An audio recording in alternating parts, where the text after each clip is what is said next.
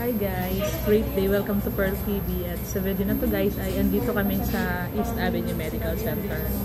So, andito ngayon si sister. Ang proseso nga pala dito guys sa Opta, sa DOHI Center. Ang process dito, magpunta kayo dito earlier, tapos anong tawag ito? Maghingi kayo ng appointment. So, dapat super early lang kayo dito. Okay, super early. Sinamahan lang namin si sister. Ngayon na yung date of appointment niya. The last time we came here, tapos nag-ano siya, nag-get ng appointment. Okay, so yan na. DOHI Center. So ayun si sister doon, may kausap na siyang doctor. Si ate to.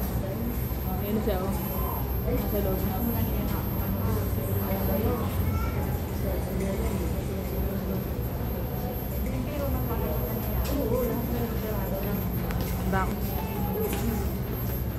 Maganda dito guys kasi madami yung mga eye specialist. Okay, so libre lang. If I'm not mistaken, libre. Mga nakausap na interview ko na mga tapos na sila dito last time. Libre lang. So dito lang to guys sa East Avenue Medical Center. Yan ang entrance. Kasi ang presyohan ngayon guys ng ang presyohan ngayon ng eye check-up sa adult 1.5 ophthalmologist. Okay, ophthalmologist. Kasi kailangan ma-check muna yung right grado nyo para mabigyan kayo ng prescribed na eye glass, yung lens ba, okay? So yun. So paano ba makapunta dito sa East Avenue Medical Center? Pag nakaano kayo guys, pag galing kayo sa EDSA, pwede kayo sa Kamuning Station, okay? Kamuning Station, Carousel, tapos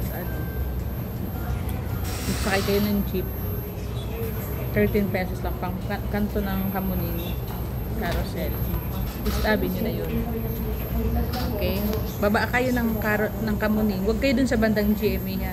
Dito kayo sa kabila. Magtanong din kayo sa guard, sabihin nyo papunta kayo ng East Avenue. So doon, magsakay kayo ng jeep. Mabilis lang yun, mga 3 to 5 minutes lang. Okay? Tapos kung ano naman kayo, tawag nito yung car, mag-book kayo, i-ano nyo na din. Door to door.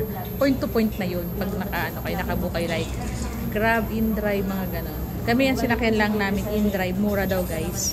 Try nyo mag-InDrive. Mura lang yung binayaran ni sister. Okay, so bye and thanks for watching.